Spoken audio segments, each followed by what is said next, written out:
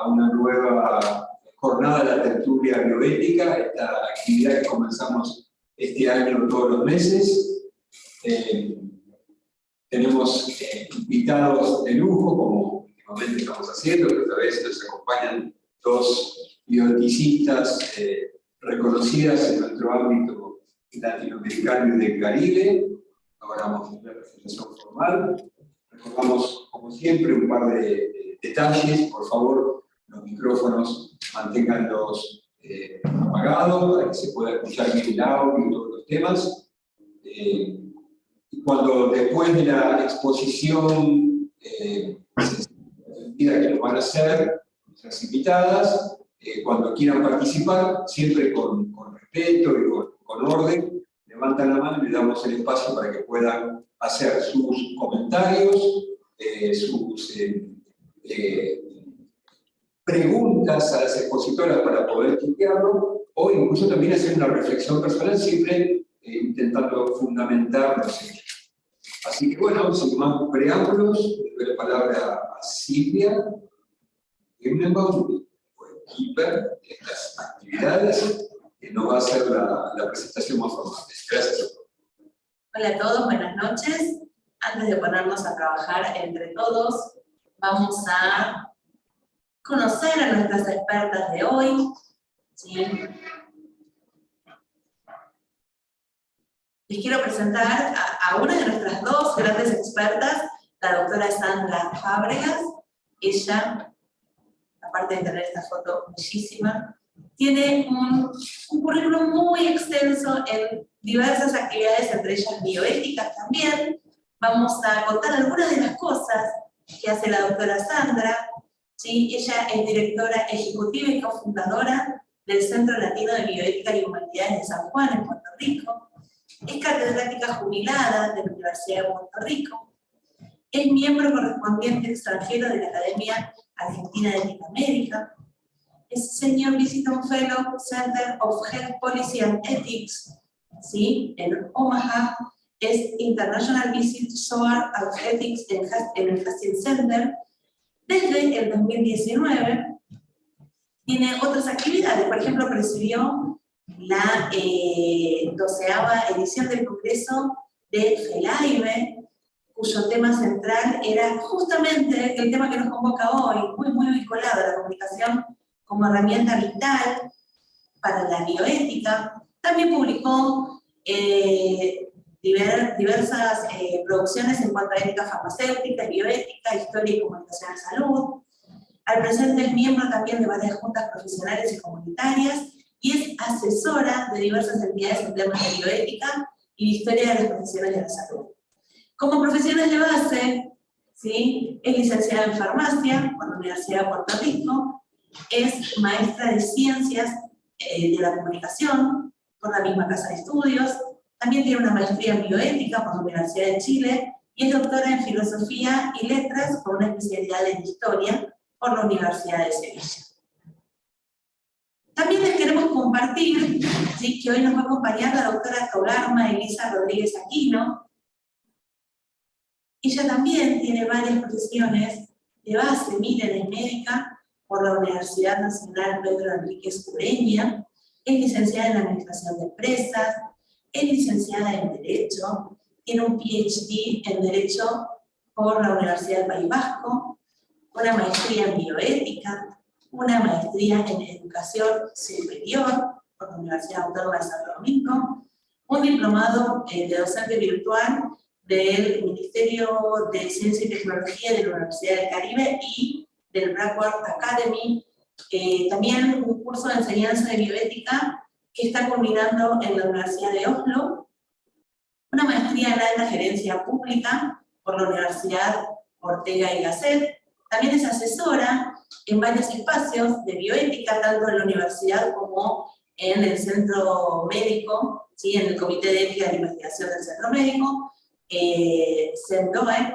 Es presidente de la Comisión Nacional de Bioética, es presidente también del Consejo Dominicano Consultivo de Bioética, vinculado con la UNESCO, es miembro de la Red Latinoamericana de Bioética de la UNESCO, también es miembro de FELAIBE y es docente de varias asignaturas en diferentes niveles de grado y posgrado, todas ellas vinculadas con ética gerencial, bioética clínica e investigación. Bueno, conocidas nuestras dos expositoras, queremos contarles, como ustedes ya saben, que el tema del que nos reúne hoy, sobre el que vamos a escuchar y después debatir, es la comunicación de riesgo como parte del debate bioético en desastres naturales, y como siempre extraemos una pregunta, una reflexión, algo de la producción de nuestros expertos. Nos pareció pertinente hoy rescatar esta pregunta que nos parece fundamental para pensar y para repensar en estos tiempos de grandes crisis, que la traen las autoras. ¿Será la comunicación de riesgos en salud el nuevo puente para la supervivencia del ser humano? En torno a este tema vamos a empezar a trabajar. Voy a dejar de compartir pantalla con ustedes y ahora sí les damos la bienvenida a las doctoras Sandra y Togarma para que compartan su producción y su investigación con todos nosotros. Gracias. Pues muchas gracias a la doctora por esa presentación. A veces pienso que están hablando de otra persona, y es que mientras más años uno entra, pues más cosas, más oportunidades tiene de hacer más cosas. Así que agradecida por esa presentación, y en este instante le voy a pedir a la querida compañera y respetada compañera, doctora Togarma Rodríguez, que haga unas distinciones particulares para proseguir con la parte formal de la presentación, y me imagino que luego de eso ya ella estará en posición de subir la presentación. Adelante. Está silenciada, Togarma. Sí, muchísimas gracias por permitirnos entrar a este espacio tan maravilloso, y sobre todo tenemos que hacer mención de quienes nos acompañan en el día de hoy. Corregir un poquito, soy pasada presidenta de la Comisión Nacional de Bioética y pasada presidenta del Consejo Consultivo, porque la verdadera presidente de la Comisión Nacional de Bioética, la actual presidente, es la doctora Selma Zapata, que está por aquí y nos ha dado el honor de acompañarnos. Tengo que distinguir la presencia del doctor Miguel Suazo, que está con nosotros, un gran bioeticista, que mis respetos, doctor Suazo, gracias por estar con nosotros, nos distingue mucho el que nos acompañe en esta tertulia. De República Dominicana tenemos también a la doctora Josefina Romero, una gran profesional y bioeticista muy destacada, y la doctora Deyanira Andújar también, que se encuentra con nosotros. Así es que muchísimas gracias por el respaldo y la compañía. Entonces ahora sí voy a subir nuestra presentación para que nuestra compañera Sandra pues comience a conversar con ustedes. Pues agradecida yo también por ese apoyo y por haber, los envidio santamente por tener a la doctora Rodríguez allá con ustedes.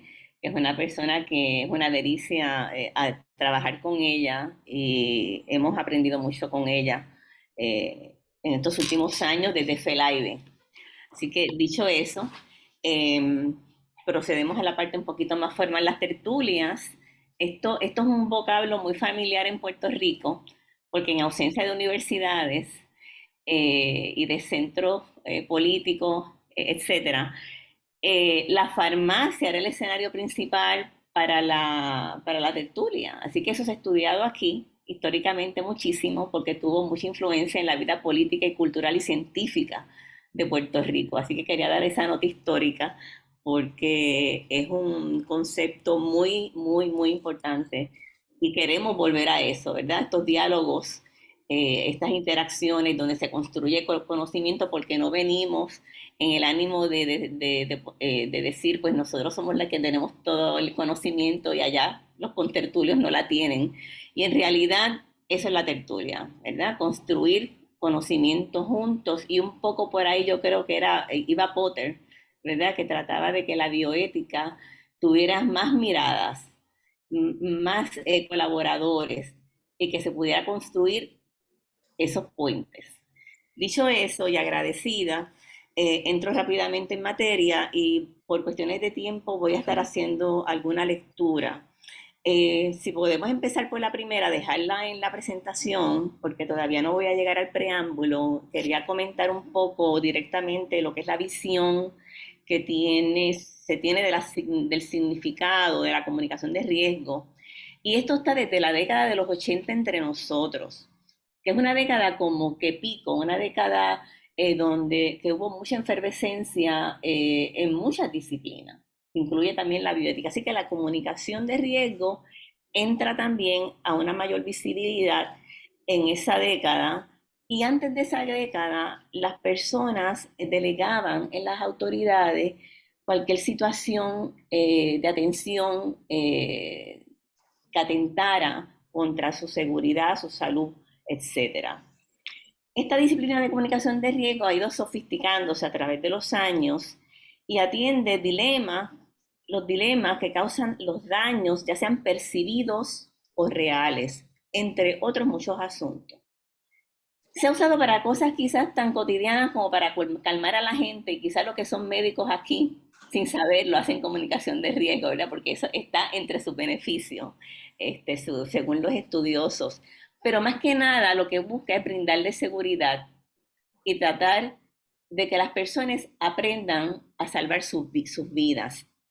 También ayuda a generar un sentido de urgencia cuando la data, la información que se genera, indica que hay un desastre serio, y ese va a ser el tema, los desastres naturales, porque la comunicación de riesgo la estuvimos usando en la pandemia también, y con todo este asunto, todo este problema que tuvimos de infodemia, así que un poco aplica a todo lo que acabamos de pasar con el COVID.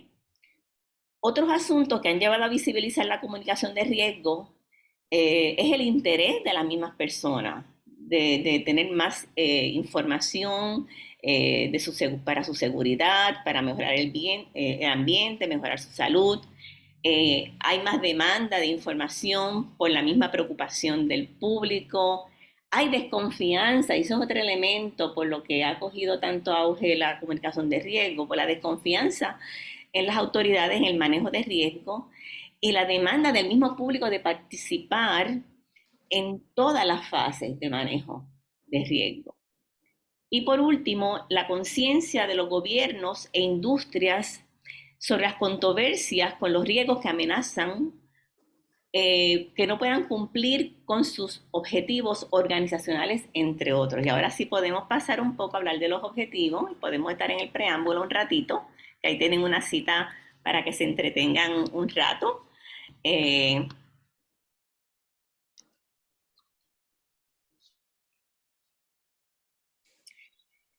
Básicamente los objetivos que vamos a pretender en esta tarde es identificar precisamente la disciplina de comunicación de riesgo en salud como instrumento para la bioética. Describir los beneficios y desafíos, que un poco lo hemos ido diciendo, la comunicación de riesgo en salud, y reflexionar, y esta será la parte más importante, sobre las distintas propuestas de la bioética que sirven de marco para integrar esta nueva disciplina. Dicho eso, y como observamos en el preámbulo de la declaración, nos da como un pie esta declaración del 2017 de principios éticos para actuar o buscar una herramienta que nos ayude a cumplir o subsanar esta preocupación que nos trae la misma declaración con todo este asunto del cambio climático, que pone unas cargas adicionales precisamente en los más vulnerables. Y por eso es que hay que buscar las alternativas y no quedarnos quizás en la parte romántica de lo que sería la ética, ¿verdad? La bioética. Seguimos.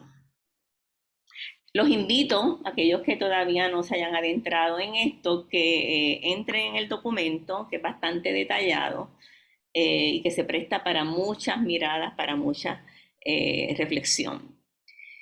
En la actualidad existe una preocupación general por la frecuencia en que están ocurriendo inundaciones, sequías, huracanes, terremotos, y ciertamente los desastres naturales que tradicionalmente han sido vistos desde una perspectiva de emergencia sanitaria, se han ido integrando al debate bioético por su gran impacto en la salud pública y como pienso que muchos de nosotros estamos involucrados en el área de salud, quizás en la tertulia sale, ¿verdad? Pero hay una gama de situaciones que impactan en la salud pública en un desastre natural.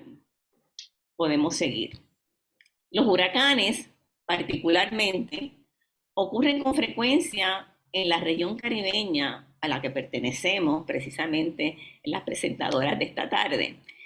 Por su localización geográfica, somos susceptibles a ser más afectados y se vislumbra que esto vaya en aumento, por lo que es importante que los gobiernos y pueblos de la región se preparen de forma tal que no se siga perdiendo vidas y vulnerando los derechos de los más frágiles. Un ejemplo conocido, y tengo que decir a nivel mundial, es el huracán María, que azotó Puerto Rico en el 2017.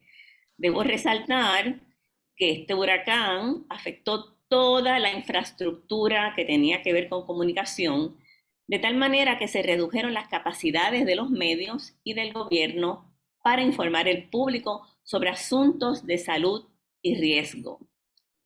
Así que eso es un desafío que tiene la comunicación de riesgo. ¿Qué hacemos cuando no tenemos una infraestructura que nos pueda ayudar de alguna manera a empoderar a las personas para que se puedan cuidar, salvar, etcétera?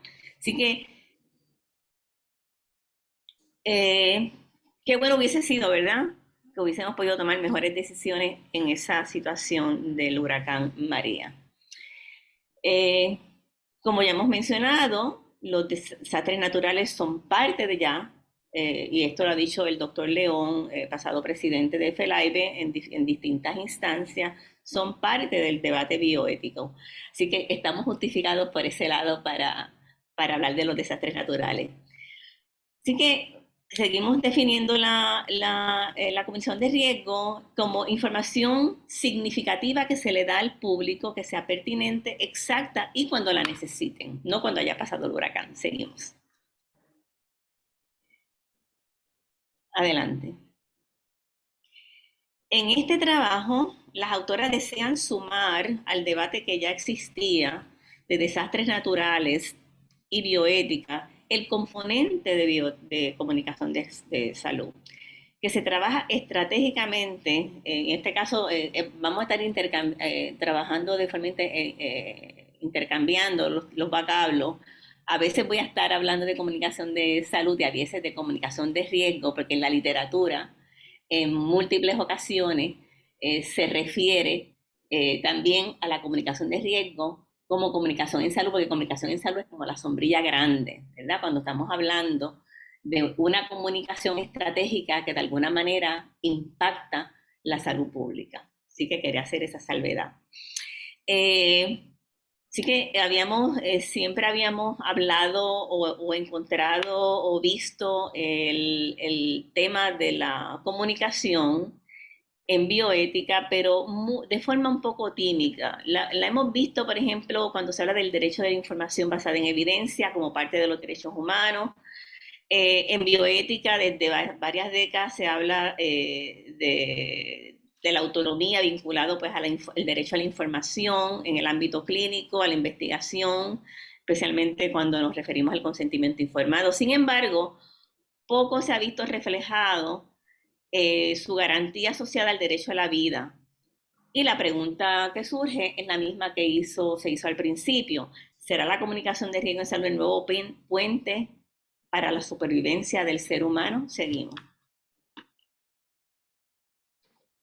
Según la OMS, la comunicación de riesgo da otra definición. Es un intercambio que debe haber con el público y las instituciones sobre la probabilidad y las consecuencias de eventos dañinos para permitir que el público tome decisiones informadas y así se puedan mitigar los efectos de una amenaza a la salud y a la seguridad.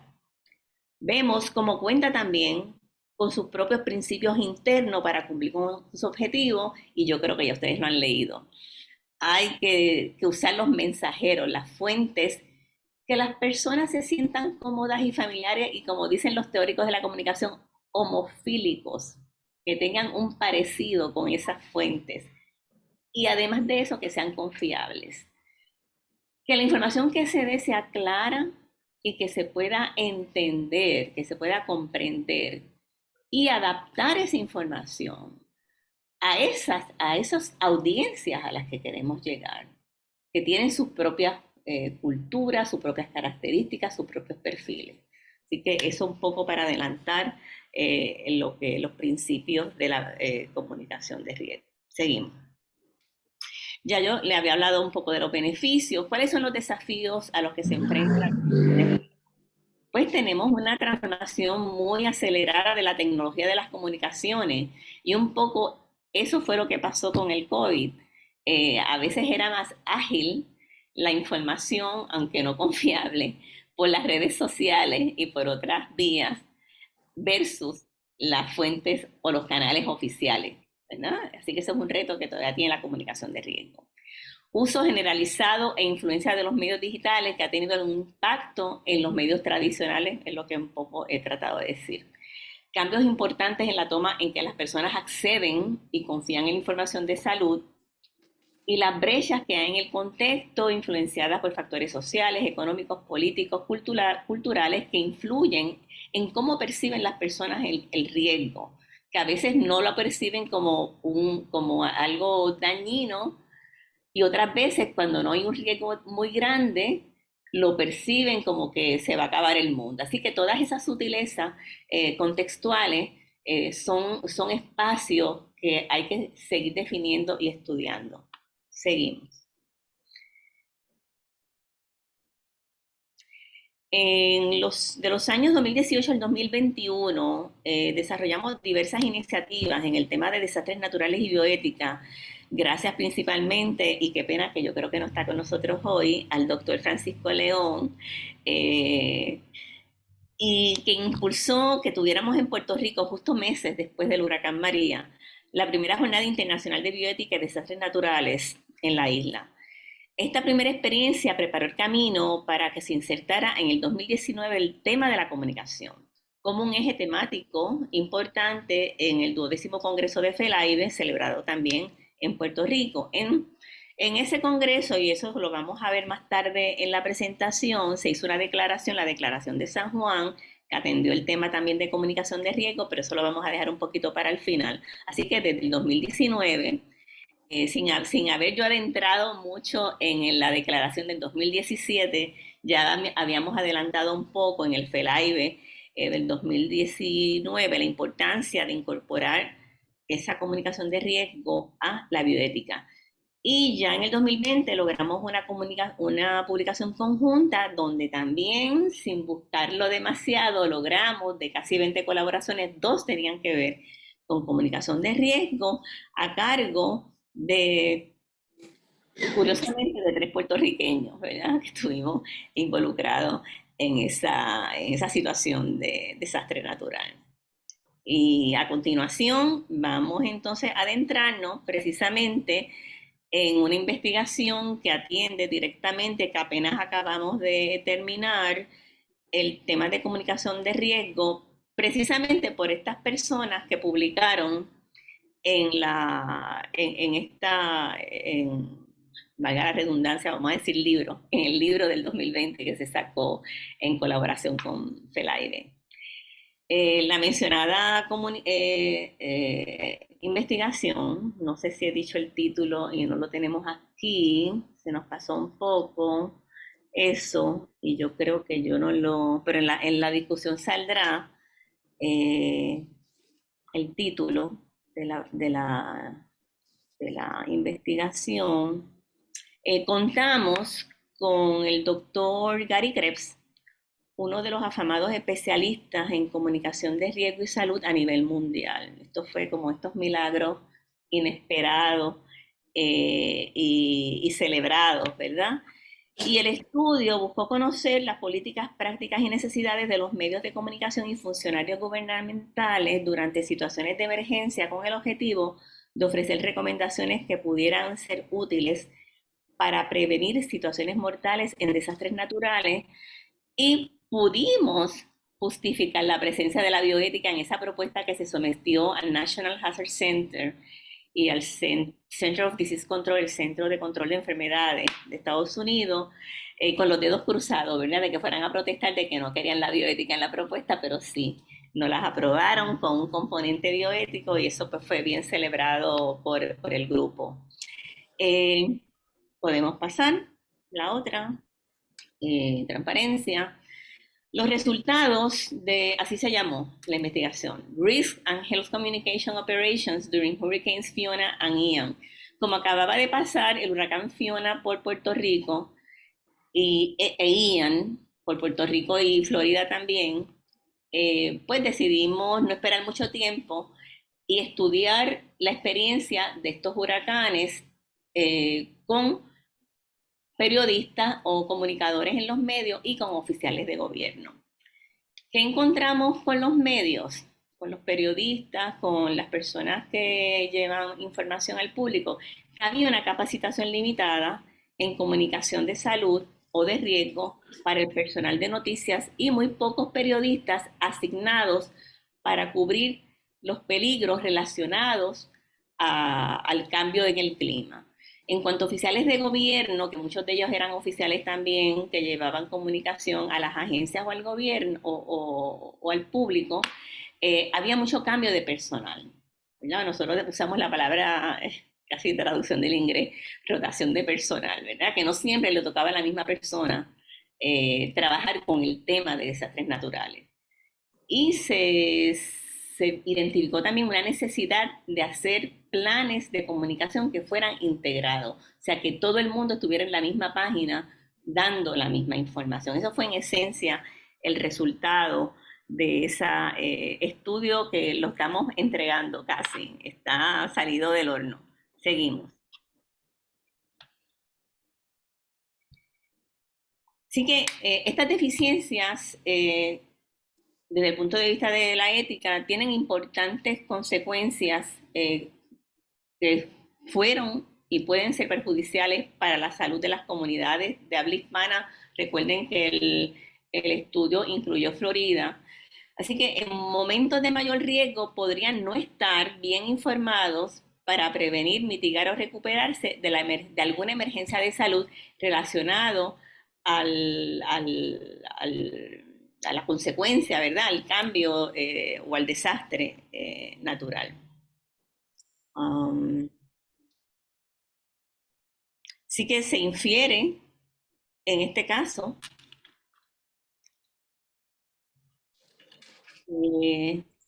que la autonomía va a ser un tanto limitada si no se tiene la información suficiente para una buena toma de decisiones, porque la información que está llegando de las autoridades o de los canales oficiales no es suficiente, no es la más correcta, etcétera. Así que dicho eso, vamos a ver, yo creo que hay otra imagen más para pasar la batuta luego. Esta investigación nos va a confrontar con un elemento de confianza entre los medios y el gobierno, así también entre el público y el personal de esos organismos. Y como ya adelanté, se infiere que las audiencias, el público, no va a recibir un buen mensaje. Aquellos que están en comunicaciones saben que un mensaje tiene que estar bien diseñado para esa audiencia que quiere incidir. Así que desde el punto de vista de bioética, esto es un elemento que hay que atender. Dicho esto, paso a la reflexión bioética a la doctora Togarma Rodríguez. Gracias. Bueno, pues muchísimas gracias. Pues prometo ser bien breve para que haya tiempo de poder conversar acerca de esta propuesta y de este, vamos a llamar este atrevimiento de parte de estas dos autoras. Recordar un poco en nuestra fundamentación en esta reflexión de poder introducir la bioética, y uno principal es la del 2005, esa Declaración Universal de Bioética y Derechos Humanos de la UNESCO. Importantísimo, donde aparecen pues una gran cantidad de elementos que nos ayudan y nos hacen visibilizar más esta propuesta que tiene que ver con la vulnerabilidad, la información necesaria ante momentos en que somos tan vulnerables como es la ocurrencia de un fenómeno natural. En el 2017, pues también aparece... Perdón, Norma. Disculpa, ¿podés acercarte un poquito al micrófono, hablar un poquito más fuerte, que se escucha un poco bajo? Ok, ¿y ahora me pueden escuchar? Ahí está mejor, ahí está mejor, sí. Ok, gracias. Pues decía, del 2005, la Declaración Universal de de Bioética y Derechos Humanos de la UNESCO, que da pie para pues, poder enmarcar, argumentar esta propuesta, así como la Declaración del 2017 de Principios Éticos en relación al cambio climático, como también la Declaración del 2019, que es la Declaración de San Juan. Y vamos a abundar un poquito más, pero de una manera muy breve. Sandra hablaba de introducir la reflexión desde lo que nos plantea Van Ale Potter. Creo que es momento, a veces siento que olvidamos a Potter y nos vamos con esta visión tan de Andrés Heleger, tanto de ética clínica, tanto de cosas tan particulares, que se nos olvida esta primera versión de Potter de bioética, primero como puente, que nos refiere en 1971, luego en 1988 comienza a hablar tanto de la bioética global como de la bioética profunda. Y aquí queremos enmarcar este pequeño ensayo, este trabajito que hemos hecho. En el 1971, pues Potter se cuestiona el progreso, hacia dónde el progreso está llevando la cultura occidental. Todos estos avances materialistas, que son propios de la ciencia y la tecnología, había que sentarse a hablar con las humanidades, a dónde estaban quedando. ¿Qué tipo de futuro tenemos por delante? ¿Tenemos alguna opción realmente nosotros o tenemos que dejarnos arrastrar por lo que está pasando? ¿Tendremos opción para poder lograr sobrevivir? Entonces nos plantea a la bioética como una ciencia para la supervivencia humana, que tiene que establecer puertas entre todas las disciplinas. Ya entrado un poquito más tiempo, avanza y habla, considera que el bienestar humano en el contexto del respeto por la naturaleza. Ya introduce los conceptos de Leopold, de Aldo Leopold, y entonces pues haciendo tributo a Leopold, introduce la parte de la naturaleza. El ser humano no puede vivir, el ser humano es parte de la naturaleza, y sin la naturaleza pues definitivamente no es posible sobrevivir.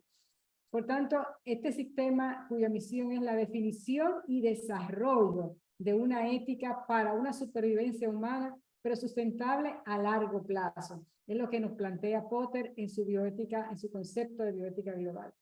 Y ya más adelante, hablando de la bioética profunda, se plantea, se pregunta, ¿pueden las profesiones educacionales o éticas relacionarse con la rapidez de los nuevos desarrollos, los nuevos descubrimientos científicos que unen los genes a las personalidades y que unen la conducta humana a nuestra herencia biológica y a la interacción dinámica entre procesos cerebrales complejos y a una vasta progresiva lista de aportes sociales? Pues ya comenzaban a manipular un poco, ya la secuencia de ADN humano ya está descubierta, ya la conocemos, hasta qué punto descubrirla, hasta qué punto manipularla, es también una manera de nosotros comenzar a pensar dentro de todo este ambiente para lo que es la supervivencia de la raza humana, que es lo que principalmente pues le preocupa a Potter. En la Declaración de Bioética y Derechos Humanos de la UNESCO del 2005, hay varios de los artículos que son aplicables, pero hemos elegido sobre todo este artículo 8, donde nos habla del respeto de la vulnerabilidad humana y la integridad personal, que cuando no se ve más afectada la integridad personal y la vulnerabilidad humana que ante un fenómeno natural, donde no tenemos forma de, o sea, nos podemos proteger, pero la magnitud casi nunca pues podemos predecirla de lo que nos viene encima. Es el momento donde el ser humano se siente tan indefenso, tan vulnerable, que cualquier evento que no debería ser desastre se puede convertir en un desastre. Pues nos llama la atención el artículo 8 de que al aplicar y fomentar el conocimiento científico, la práctica médica y las tecnologías conexas, se debería tener en cuenta la vulnerabilidad humana. Los individuos y grupos especialmente vulnerables deberían ser protegidos y se debería respetar la integridad personal de dichos individuos. Como hablaba Sandra de lo que pasó con María, que impactó más a nosotros, a Puerto Rico, que a República Dominicana, pero nosotros tenemos la experiencia de un huracán David, de un huracán de Federico, de Georgios, donde se afectaron tanto los tendidos, el sistema eléctrico, que se produjeron muchas muertes y enfermedades en personas que dependen, por ejemplo, diabéticos que dependían de insulina, se dañaban, no tenían cómo conservar su insulina para poder vivir. Otros que necesitaban de estar conectados a una serie de aparatos para poder respirar, para poder mantenerse con vida. Esas personas, sobre todo más vulnerables, pues muchos de ellos fallecieron y no pudieron sobrevivir. ¿Hasta qué punto no es necesario tener una estrategia para poder comunicarnos a tiempo? Y no solamente durante el desastre, sino antes del desastre. ¿Cómo establecer esas redes que puedan proteger a esos más vulnerables que más necesitan ante la ocurrencia de un fenómeno natural? Algunos elementos de aplicación que tenemos que para integrar a la comunicación de riesgo desde esa declaración de principios éticos en relación al cambio climático del 2017 también. Aparte de estos otros artículos, que hay varios aquí que lo pueden ustedes mismos leer, vamos a hacer énfasis en el artículo 11 y el artículo 12, donde se insiste en que todas las personas, sin excepción, en especial los más vulnerables, gocen de posibilidades de aprendizaje a lo largo de toda la vida que les ayuden a adquirir y mantener al día conocimientos, competencias, valores y actitudes que se necesitan para poder hacer frente al cambio climático y contribuir al desarrollo sostenible. Cuando aquel video que sacó Al Gore, hablando, ¿no?, no recuerdo bien el título del nombre, la gente decía, ups, eso no va a venir por ahora, eso va a pasar siglos en que eso nos va a pasar, va a suceder. Sin embargo, ya estamos viendo el impacto de, cuando decía Sandra, la cantidad de sequías, la cantidad, bueno, ustedes deben estar con muchísimo frío, nosotros estamos ardiendo de calor, que es un verdadero infierno lo que estamos viviendo. Algo que no se veía tan marcado antes en nuestros países. Sin embargo, aquí está llegando. El artículo 12, que nos habla de promover la sensibilización en torno al cambio climático y a las mejores prácticas para hacerle frente mediante el fortalecimiento del diálogo social, el diálogo, la información compartida, el poder conversar, el poder deliberar entre todos, y la comunicación por los medios de difusión, los círculos científicos y las entidades de la sociedad civil, incluidas las comunidades religiosas y culturales. Vuelvo sobre la bioética como puente, esa bioética puente, extrayendo de un artículo que escribió, un pequeño libro que escribió Van Rensselaer Potter, decía, la función de la bioética puente se transforma así en la construcción de puentes hacia cada una de las especialidades y de puentes entre las especialidades, con el fin de desarrollar más a fondo una bioética global que considere el bienestar humano en el contexto del respeto por la naturaleza. Y es así entonces que nos atrevemos a hacer este diagrama, esta bioética como puente para la supervivencia humana, donde comencemos a trabajar desde el ámbito de la ciencia, la gestión del riesgo y los desastres de fenómenos naturales, un conjunto de ciencias que están apoyando cómo se gestiona ese riesgo, acercar a las humanidades a la comunicación de riesgo en salud ante fenómenos naturales, que es a lo que nos estamos atreviendo nosotros de manera así abierta, expresa, a decir, es que la gestión de riesgos y desastres no puede andar por un lado sin antes poner también a su lado la comunicación. Ese derecho, y aquí nos fuimos a la Declaración de San Juan, pero sí voy a saltar ese derecho a la información para la sobrevivencia, que es parte de lo que queremos dejar hoy en el plato. La información veraz, clara, entendible y oportuna, que siempre hemos visto muy ligado, es muy familiar cuando hablamos de la autonomía en el ámbito de la bioética, y que hasta ahora las hemos circunscrito a lo que es consentimiento informado y el ámbito clínico. Pero nosotros queremos que se visibilice el derecho a la información, pero para la pura sobrevivencia, cuando suceden desastres naturales. Lo importante de la información veraz, clara, entendible y oportuna.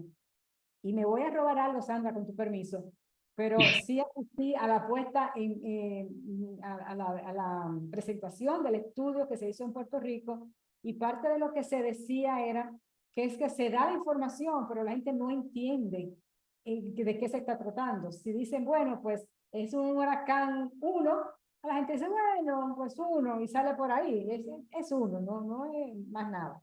Pero no me dicen la cantidad de agua que va a caer, y entonces vienen las inundaciones, y ahí entonces pues vienen los peligros, viene la muerte de muchos que no están preparados.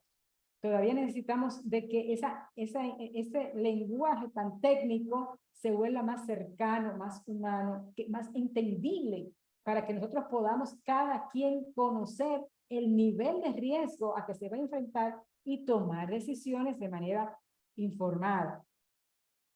Yo quería, sí. ajá. Sí, es que quería aprovechar esa coyuntura que mencionaste el estudio directamente, y qué bueno que lo trajiste, porque eso fue uno de los resultados que puede impactar todo el sistema de códigos que usan los meteorólogos para comunicar la intensidad de un huracán.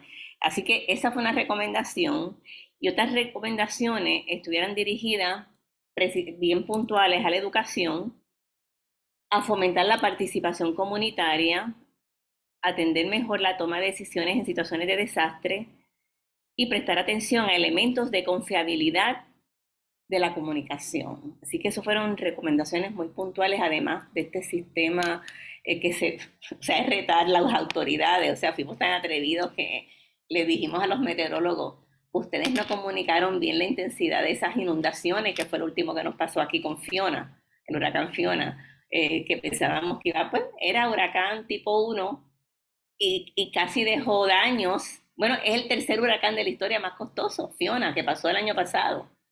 Era casi otro huracán María, y es que los meteorólogos estaban diciendo que era categoría 1. No hablaron de la cantidad de agua que nos esperaba.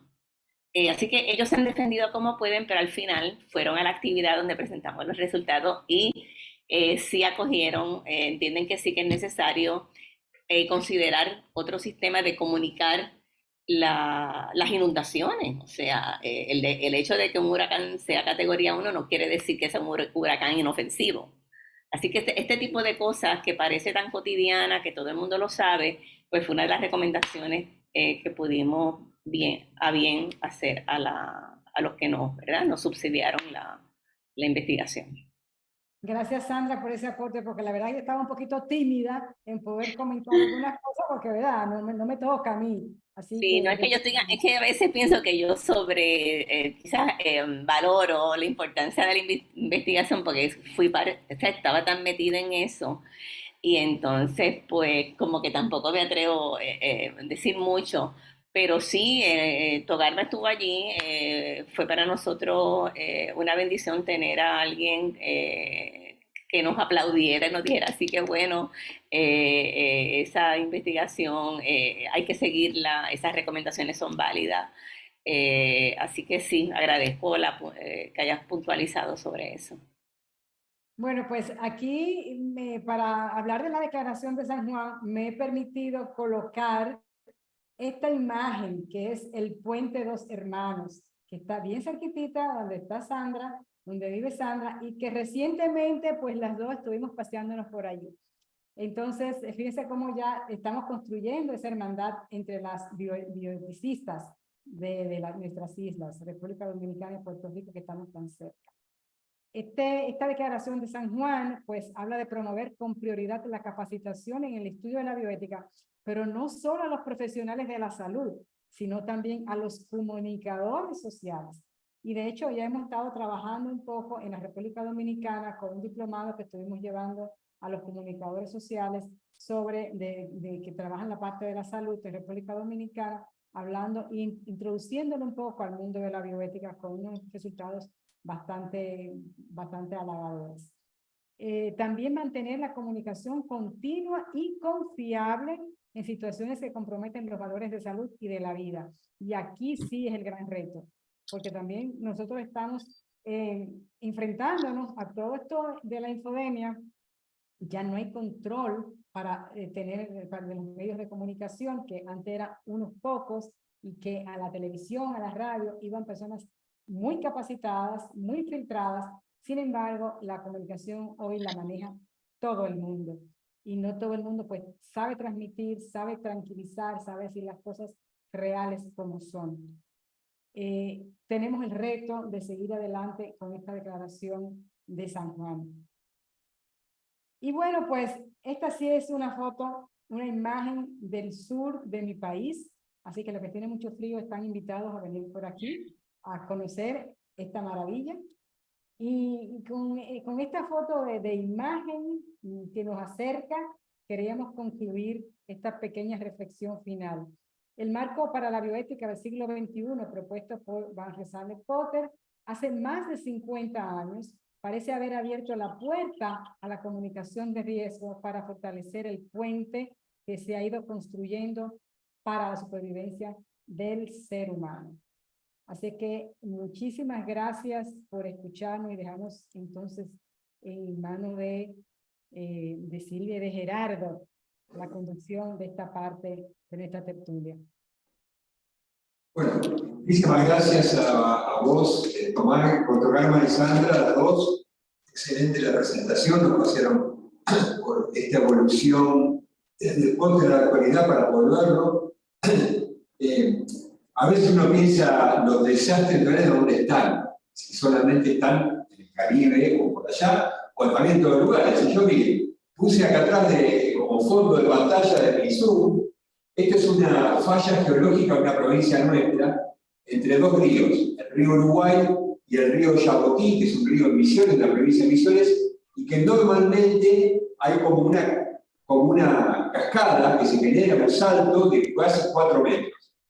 Estuve hace 15 días ahí, por la crecida de uno de los ríos no hay caída. Entonces, los desastres nos pueden pasar en cualquier momento. No tenemos huracán por ahora, porque no sé cómo vendrán los climas y el tiempo, pero que tenemos problemas en todas partes de Latinoamérica, seguro, y con las cosas que uno está comentando de cómo viene el clima en los últimos tiempos. Acá estamos en invierno, tenemos una temperatura de 2, 3, 4 grados y tenemos 14, 15, 16, 24 hace 3, 4 días. No sé dónde vamos a ir, pero realmente es un tema que precisamos claramente discutir y por eso me pareció muy atinado invitarlas con la experiencia, con el trabajo de investigación que han hecho, con esta currícula de Sandra y Togarma trabajando con los temas de comunicación de riesgo y desastres, esa imagen que pusieron del puente que une esos dos elementos, la comunicación del riesgo y claramente de cómo estamos sujetos a esta vulnerabilidad de estos desastres naturales, nos parece un indicador. Bueno, yo dejo de hablar, porque no es ese el motivo de la tertulia, sino dejar la participación de los distintos miembros que hoy nos acompañan a través del Zoom o presenciales, que se animen a hacer o una reflexión o preguntas tanto a Togarma como a Sandra para que podamos avanzar en este debate, en esta tertulia sobre comunicación, riesgos naturales y la comunicación efectiva. Así que primero eso. Pueden, los que quieran participar, levantar la mano. Recordemos que vamos a tratar de no extendernos en los comentarios más de 2 minutos para que todos puedan participar. Y tratar también de no llevar en el chat un debate paralelo, un intercambio paralelo. ¿Bien?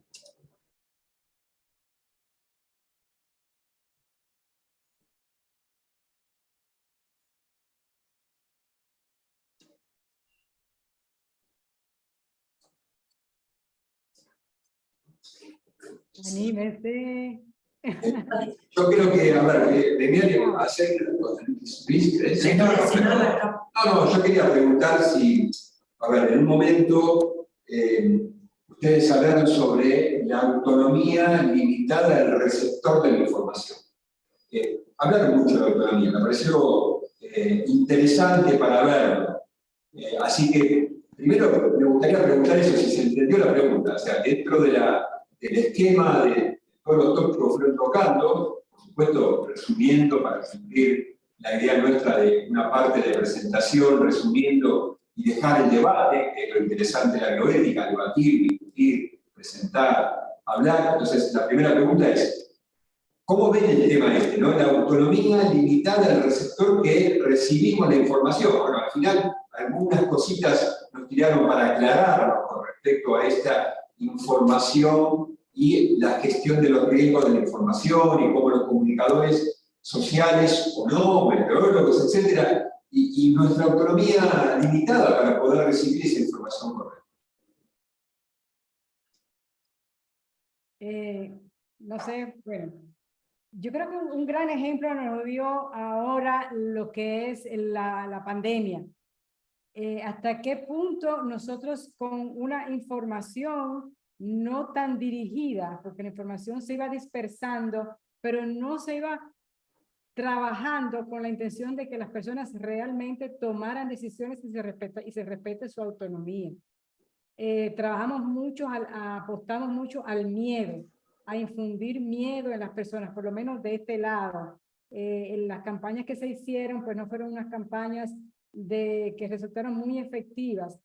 Y de hecho vimos también cómo en otros países muchas personas se resistieron a vacunarse por las ideas, lo que si había un chip que dañaba el ADN. Todavía hay personas que me están diciendo que a partir de la vacuna, pues ha aumentado la cantidad de infartos y la cantidad de cánceres. Y le digo, pero ¿dónde estamos haciendo los estudios que dicen que esa es realmente que se está dando de verdad? ¿Qué es lo que está pasando? Entonces, es necesario, ante situaciones que atenten contra la seguridad de las personas, pues la información muy bien para qué, y que no se convierta en un instrumento de manipulación para grupos. Entonces, es muy importante saber cómo vamos a llevar un buen plan, una verdadera estrategia de comunicación, que tiene que ir muy, muy alineada con referentes culturales, referentes locales, porque yo creo que no, aunque somos dos islas bastante cercanas, los dominicanos y los puertorriqueños tenemos un lenguaje diferente, nos comunicamos de manera diferente, y ya qué pasará con Argentina y con otros países. Entonces, la invitación que hace la Declaración de San Juan, de que tenemos que comenzar a trabajar, a establecer esos lazos de confianza, que la gente confíe en diferentes actores cercanos para que puedan llevar esa información oportuna, pero no para atemorizar, sino para hacer efectivo el derecho a autonomía, que la mayoría de nuestras constituciones pues la tienen inscrito como el derecho a la libertad. Entonces, el Estado tiene que garantizar ese derecho a una información, repito, veraz, entendible, oportuna, para que podamos tomar decisiones. Esa debería ser la verdadera dirección de la información. No sé si Sandra quería... Bueno, en el estudio nosotros ya dimos unos primeros pasos, porque en la metodología, además de entrevistar a periodistas, a oficiales de gobierno, etcétera, logramos hacer mesas redondas donde tuvimos funcionarios de alto nivel. Por ejemplo, tuvimos aquí el comisionado de seguridad para el manejo de emergencia, que es una persona supuestamente bien inaccesible, pero cuando le hablamos del estudio, estuvo con nosotros y validó la importancia de entrar en una capacitación y hablar más del tema, precisamente porque había multiplicidad de personas trabajando en el mismo tema, pero que no necesariamente tenían la capacidad. Así que estamos esperando, la investigación sirvió para establecer puentes precisamente con la comunidad gubernamental, que es quien al final del día se convierte en la autoridad para ofrecer la información, vamos a decir, entendible o comprensible, pero que aceptan que no lo pueden hacer solo, que necesitan estas herramientas de esta disciplina que se ha estudiado científicamente, que se ha hecho. Ustedes entran al buscador y encuentran este océano de información en el tema de comunicación de riesgo en desastre.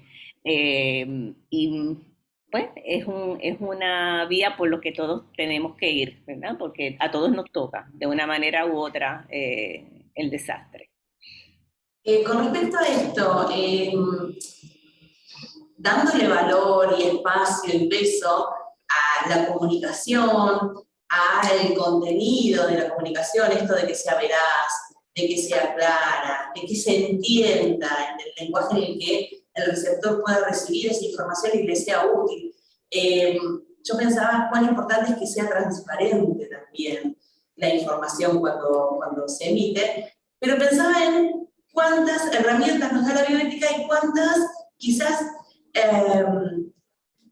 oportunidades para brindar estrategias a otras áreas para poder aprovecharlas. Entonces, quería saber si ustedes habían trabajado en algún tipo de estrategia comunicacional para que la información conserve estos valores y llegue al destino. Por ejemplo, nosotros en salud muchas veces dosificamos la información de manera de poder acceder, de que pueda acceder el paciente a la información de una manera cuidada, protegida, sin faltar a la verdad y a la honestidad, pero que le sea útil y comprensible. ¿Han podido trabajar en relación a la comunicación en riesgo con algún tipo de estrategia para que los comunicadores, los gobiernos, los especialistas en catástrofes puedan aprovechar?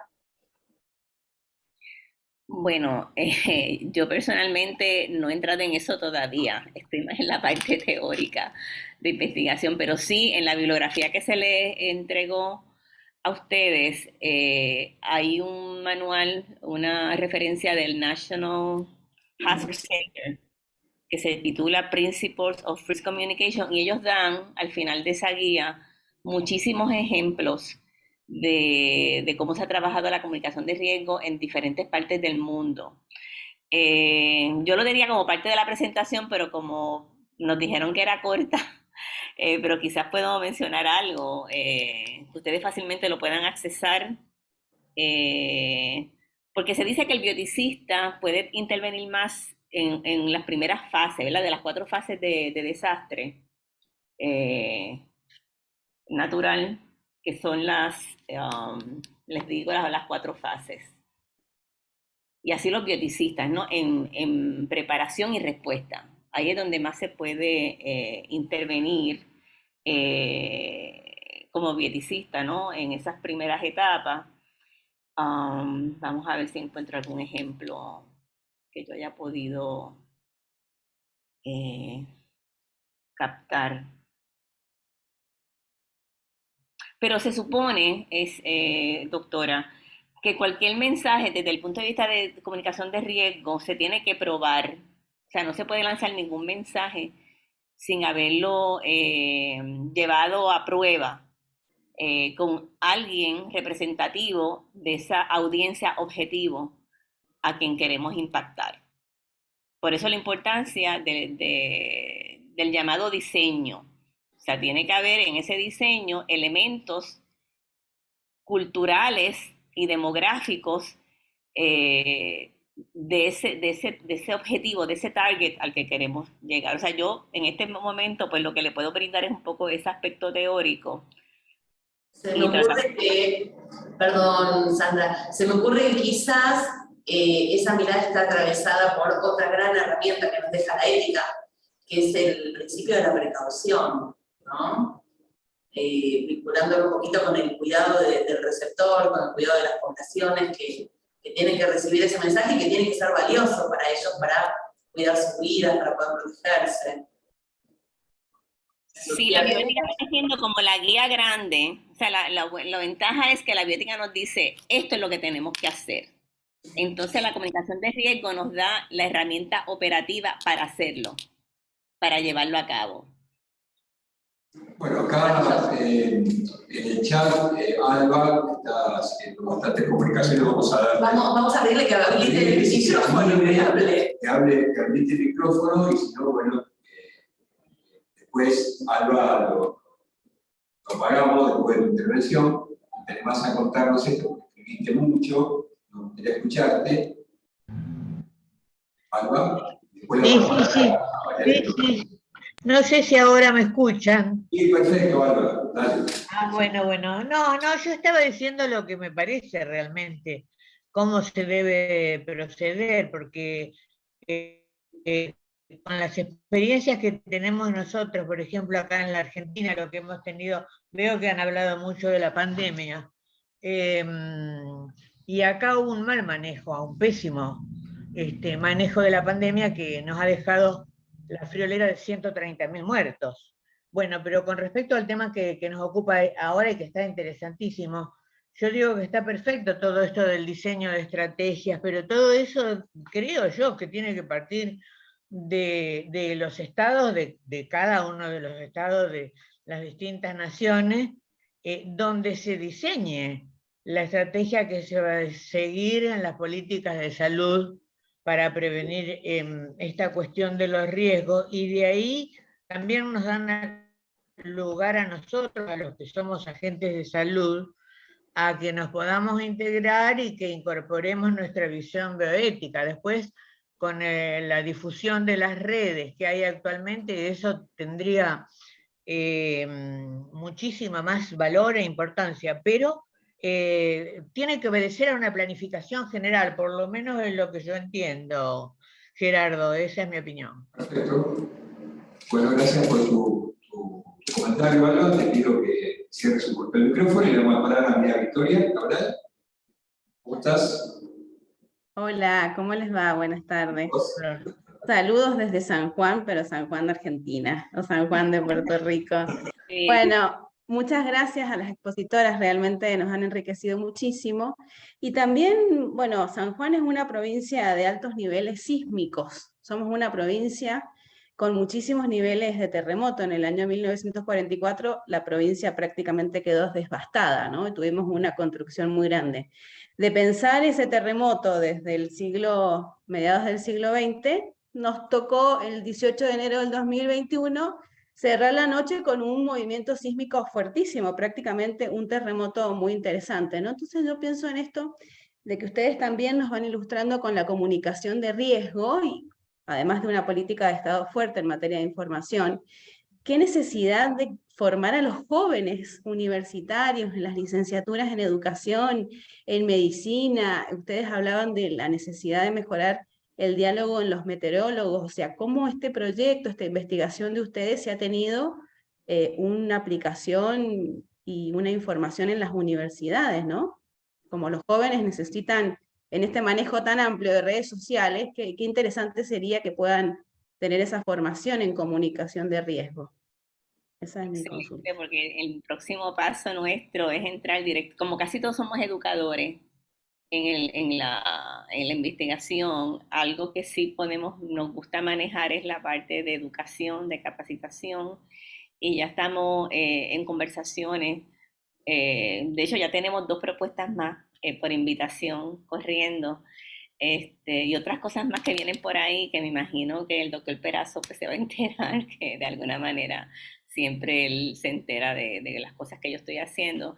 Así que República Dominicana es parte también de ese plan en el que estamos para que todos en el Caribe pues, nos podamos beneficiar de todo esto que está surgiendo y conocimiento que se está construyendo en 2 vías.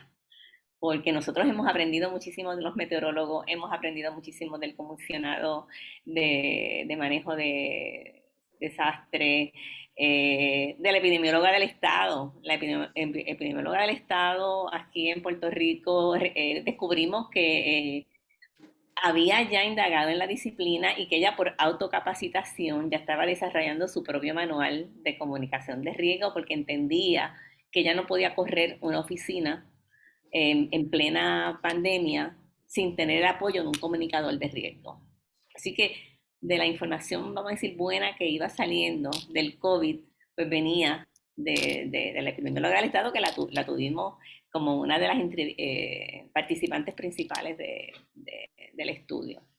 Y parte de la propuesta que traemos nosotros es que para esa comunicación no solamente se introduzca los elementos de comunicación, sino que se introduzca el elemento de la bioética, que ya de hecho en la República Dominicana se hizo un breve ensayo cuando comenzó la pandemia, que se hizo un comité a nivel del Estado para poder tomar todas las directrices, no solamente de comunicación, pero sí todas las decisiones, y allí participaron 2 bioeticistas. Entonces, porque nosotros queremos siempre que se introduzca ese elemento, pensar a través de la bioética, como decimos nosotros aquí, unos nuevos lentes, que no solamente se vea la parte técnica, así es como debe de ser. ¿Y dónde está la parte ética? Entonces, eso es lo que estamos tratando de incorporar. Como Alba, muchas gracias por tu comentario. Y realmente sí, necesitamos los huracanes. Aquí hay nuestro poeta nacional, hay un poema que habla de República Dominicana y dice, colocado en el mismo, soy de una isla colocada en el mismo trayecto del sol. Y entonces nosotros decimos, y también de los huracanes. Entonces, ese trayecto de los huracanes sabemos que están ahí todo el tiempo. O sea, no tenemos que esperar que ocurra el desastre, porque justamente el fenómeno natural no es un desastre. Lo que se hace desastre, lo que lo convierte en desastre es la incompetencia de nosotros para afrontar ese fenómeno natural. Entonces, ¿por qué no planificarlo? No tengo una estrategia de comunicación bien armada para cuando eso llegue, saber qué se va a hacer. De hecho, lo que pasó en Puerto Rico con María, que también nos pasó a nosotros, es que desde que hay un fenómeno natural, el internet se va. ¿Cómo nos vamos a comunicar? Porque estamos muy confiados en las redes. Se va la electricidad. ¿Qué vamos a hacer? ¿Cómo nos vamos a comunicar cuando eso ocurra? ¿Y quiénes tienen que comunicarse? ¿Desde dónde? ¿Cómo? Entonces, todo eso tiene que estar en esa estrategia de comunicación. Claro. Naturalmente, incorporando todos los elementos de la bioética, desde la justicia, la equidad, todo lo que tiene que ver con el Estado, tiene que garantizarlo de alguna manera. Muchas gracias. Luis quería estar Bueno, presente. primero agradecer la presentación. No sé si se escucha bien. ¿Se escucha bien, Togarma? Sandra, ¿escuchan lo más? Se oye un poco mejor ahora porque al principio había mucho eco y no se entendía mucho lo que hablaba. Fuerte por la suerte. Bueno, bueno, como decía, en primer lugar agradecer la presentación. La verdad que siempre es formativa y uno va acumulando estos conceptos. Pero fundamentalmente, un poco lo nombraron, yo creo que la desconfianza durante la pandemia por COVID fue uno de los ejes donde más daño social se produjo, pero justamente con respecto a los desastres o a la pandemia, que lo podíamos tomar también obviamente como un desastre, al igual que los huracanes y los terremotos, yo pienso que también hay que tomarlo como un hecho social, porque yo creo que la comunicación con la guía bioética quizás también influye o debería influir a la sociología como comunicadora de hechos sociales y para generar, digamos, estas estrategias que ustedes están planteando. Entonces, quería hacer este comentario y desde otro punto, realmente la comunicación muchas veces está influida por la política y por los gobiernos, donde adecúan, entre comillas, muchas veces la información que se da a la población, ¿no? Y esto yo creo que ahí sí, aparte de la bioética, la ética en general se ve afectada o no se ve respetada, en cierta forma, por la política donde, de hecho, yo estaba pensando, desastres materiales, como pueden generar los huracanes o los tsunamis, en Japón quizás reviste el mismo daño material en valor, con muchas menos víctimas que suceden en Latinoamérica. O sea, hay la misma destrucción, la misma devastación, pero con muchas menos víctimas. Porque en Japón hay toda una cultura de la prevención ante terremotos, los tsunamis. Yo creo que esto es importante para que lo tomemos como ejemplo, donde la sociedad está preparada y advertida en la actuación ante un desastre climático o el terremoto, como puede ser un fenómeno telúrico, ¿no? No sé qué opinan ustedes. Totalmente de acuerdo, totalmente de acuerdo. Trabajar desde crear la cultura, y es lo mismo que nos viene diciendo todas estas declaraciones que hemos estado leyendo aquí, de la preparación constante en el antes, porque ya cuando ocurre el evento, es muy difícil poder planificar, siempre nos toma por sorpresa, y por más que queramos anticiparnos, no es posible. O sea, que es crear la cultura, significa comenzar a trabajar día a día para lograr ese hábito. Yo recuerdo a alguien que decía que el que quiera sangrar menos en tiempos de guerra, tendrá que trabajar más en tiempos de paz. Entonces, nos toca trabajar cuando ahora no tenemos pandemia, cuando ahora no tenemos un evento, pero están a las puertas siempre, comenzar a trabajar con esa cultura. Sandra, quería decir algo. No, aquí, por ejemplo, en Puerto Rico se trabaja todo el año, estas agencias de gobierno, pero lo que se dijo antes de la política es muy cierto. Parte de ese fue parte del problema que encontramos en el estudio, de que todos quieren figurar, entonces a veces la toma de decisiones en situaciones de desastre se hace muy difícil por esa interferencia política que hay en el mensaje, ¿no? En el mensaje que se está llevando. Así que eso es algo que sí, que lo valido.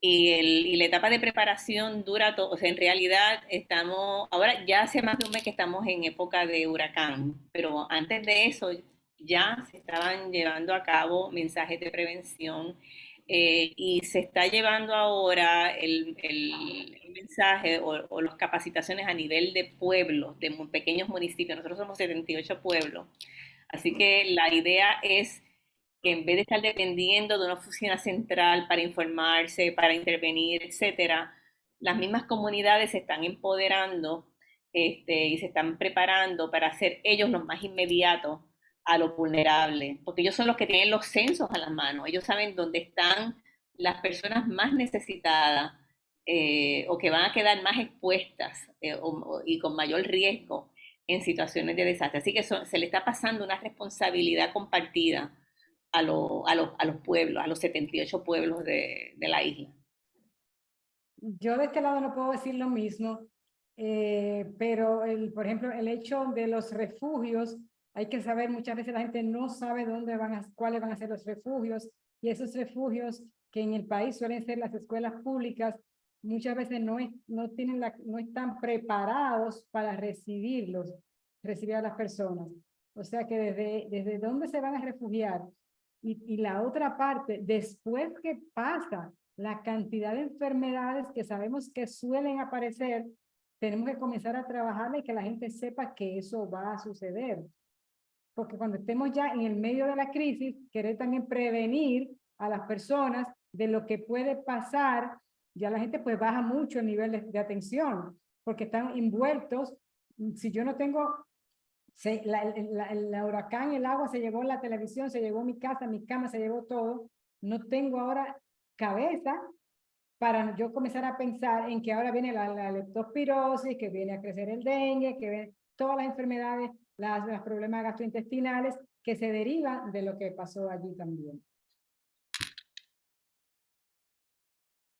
Quería comentar, los animo a que lean el estudio, que pueden accesar fácilmente en el enlace que se les puso en la bibliografía, y van a encontrar ahí, entre las cosas que trajo el huracán María, una reforma en las leyes. Incorporaron leyes declarando, por ejemplo, las telecomunicaciones como servicio esencial, porque realmente sufrimos una incomunicación total. O sea, era, en el caso mío personal, mi familia no supo de mí por 2 días.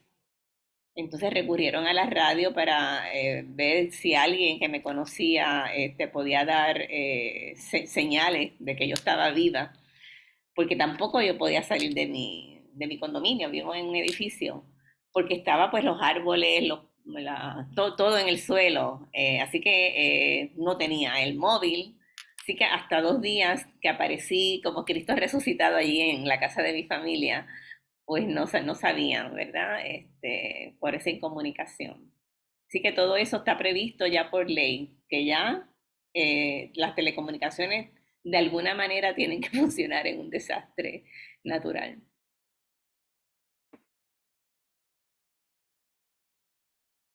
No te escuchamos, Gerardo. Fíjense que la experiencia de Sandra, que nos comenta recién, a título personal, como los que no estamos acostumbrados a esta vivencia particular, por lo menos a mí me conmocionó en parte, ¿no?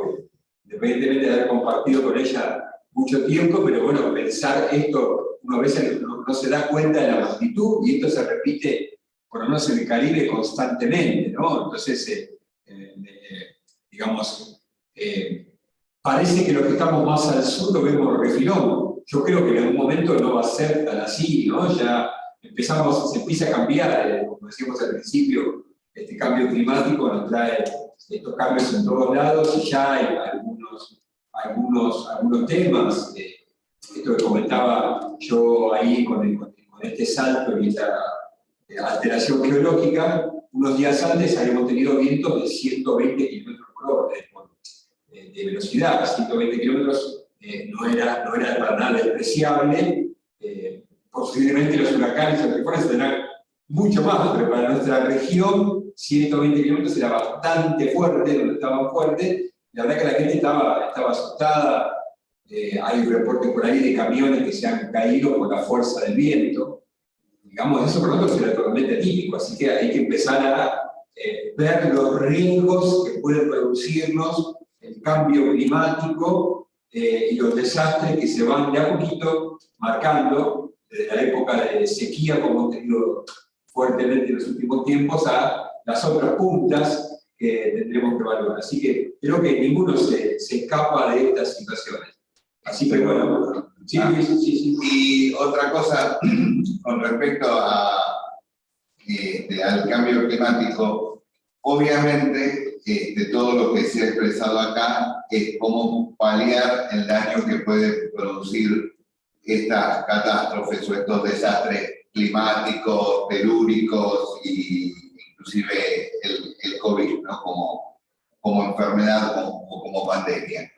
Pero también yo creo que es parte de la misión de la bioética concientizar a los gobiernos para que esto no suceda o suceda menos. Se comprobó en la pandemia, justamente cuando todo el mundo estaba encerrado, había muy poca circulación de la población, cómo disminuyó el agujero de ozono, por ejemplo, ¿no? Entonces,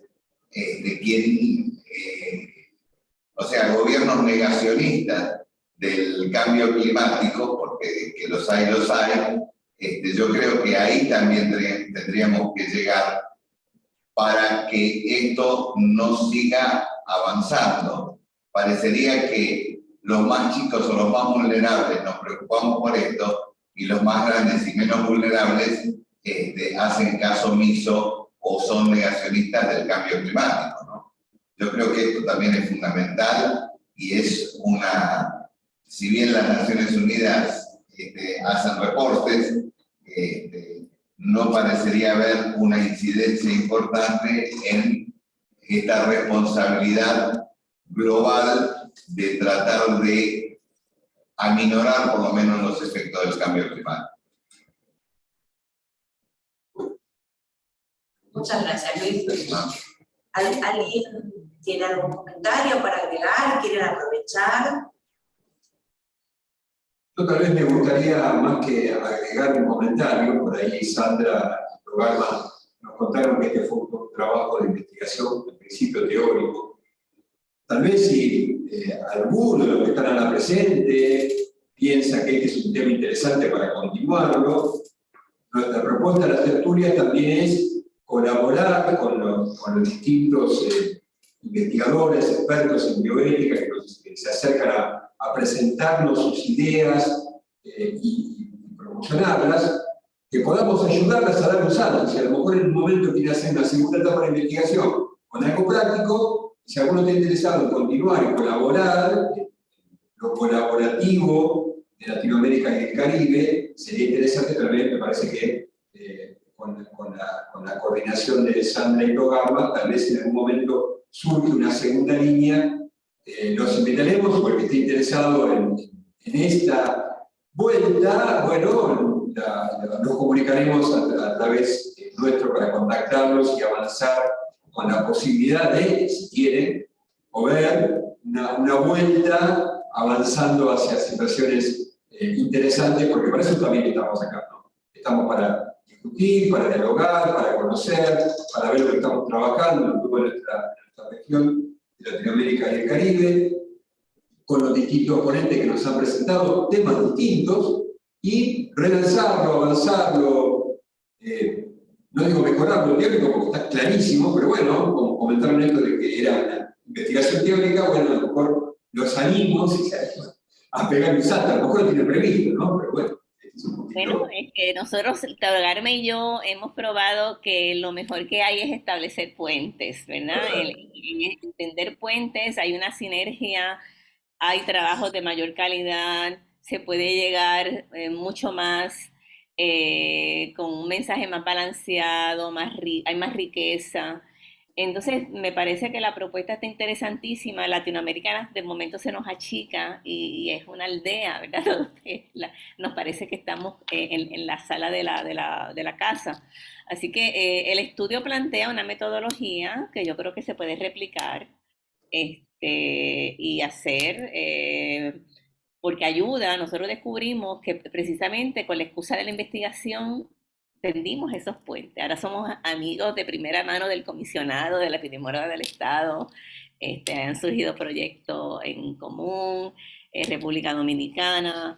Así que yo exhortaría a que lean un poco la investigación y nos ponemos en contacto. O sea, más que contentas las dos de participar con ustedes.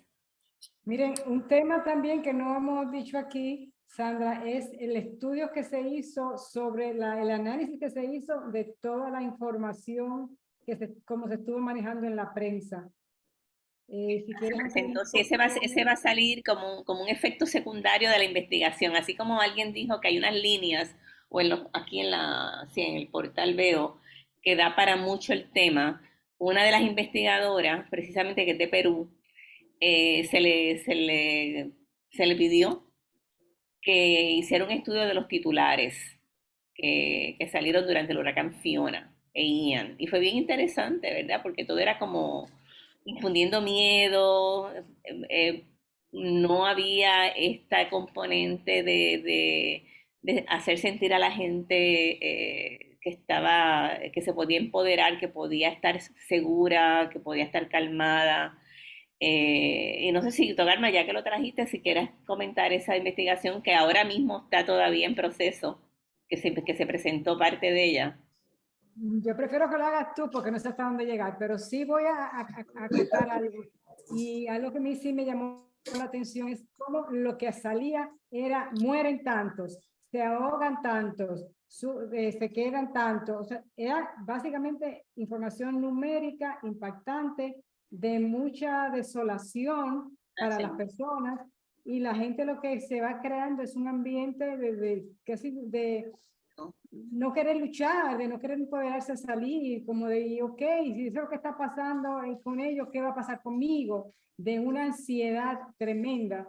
Y eso lo vamos a ver más adelante reflejado en cómo las personas van respondiendo a situaciones como esa.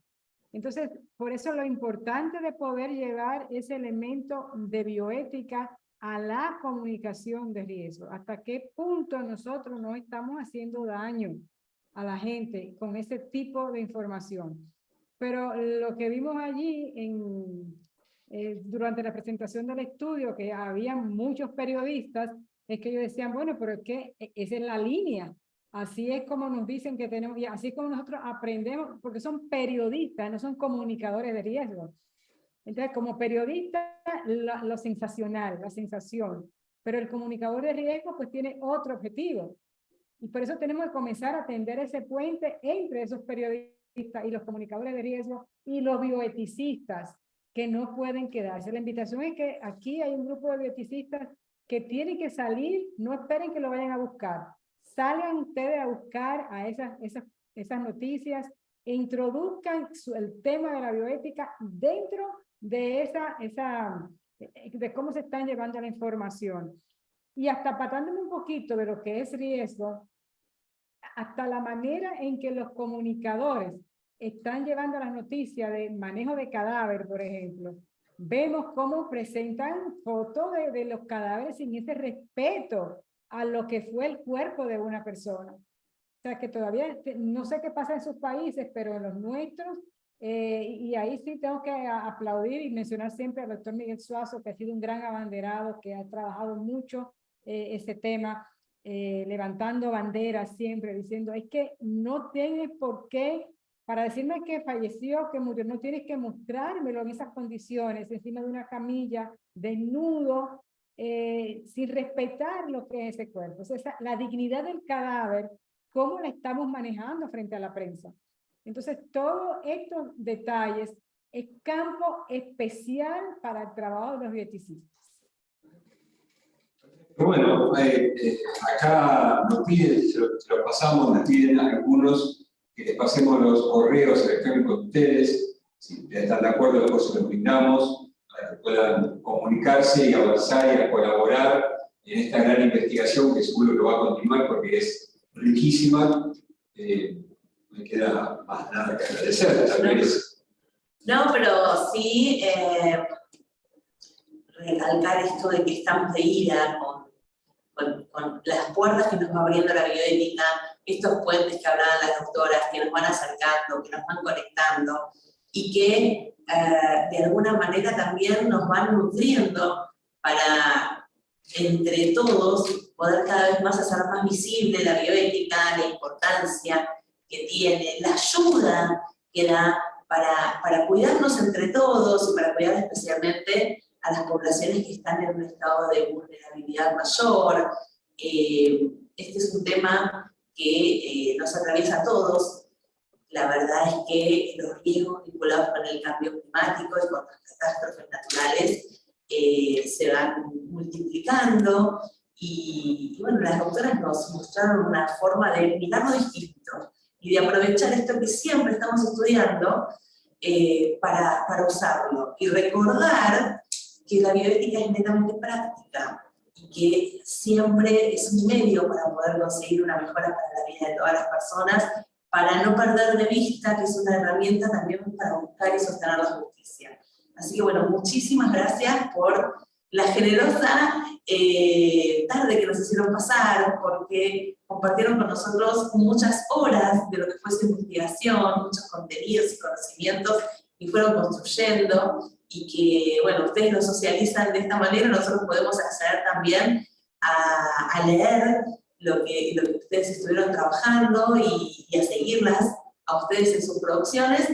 Y aprovecho para recordarles a todos que a partir del lunes va a estar disponible esta tertulia en el espacio de YouTube del Instituto de Bioética de la UCA, así que van a poder mirar, remirar y repensar sobre estos temas que hoy surgieron y volver a leer el material que nos brindaron las expertas de hoy.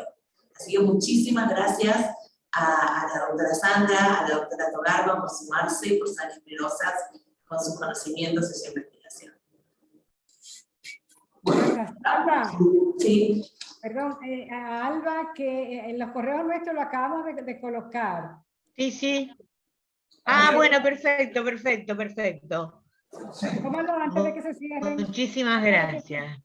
Tómalos antes de que se cierre la sesión, por favor. Gracias. Bueno, Gracias por la invitación. Bueno, buenas noches a los que nos siguen habitualmente. No se olviden, el último miércoles del mes, Ateneo Clínico Bioético, así que... Así que muchas gracias, Togarma, muchas gracias, Sandra, muy amable las dos. Nos estamos viendo en contacto. Chao, chao. Si Dios quiere, nos veremos. Adiós. Gracias, muchas gracias. Bien, a la hora en Puerto Rico. Los espero por las otras playas, República Dominicana.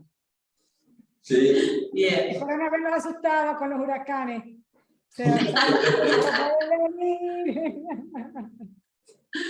Vamos a estar atentos. Bueno, un gusto, buenas tardes para todos. Chao. María, acá son buenas noches. Son Por eso, acá son buenas noches. Acá son las